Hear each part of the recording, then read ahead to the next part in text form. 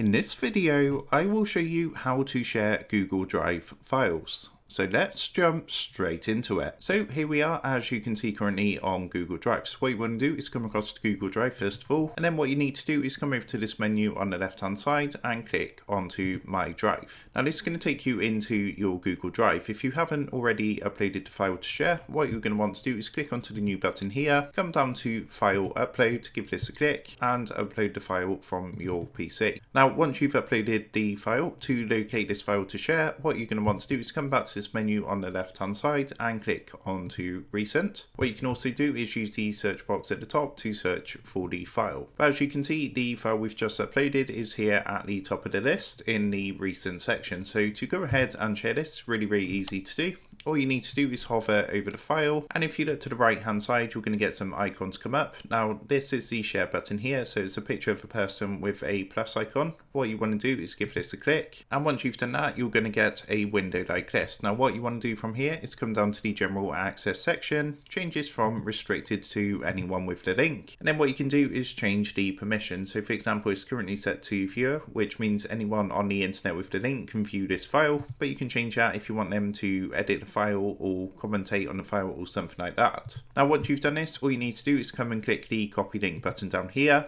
As you can see, it says link copied. Then what we can do is go ahead and share this wherever we want. As you can see, this is the current link for this file. So that is how to share Google Drive files. With that being said, I hope this quick tutorial did help you out today. And if this did help you out, I would really appreciate it if you was to consider dropping down below the video, leaving a like, and also subscribing to the channel. With that being said, I just want to take a minute to thank you guys for watching this quick tutorial, and I will see you in the next video.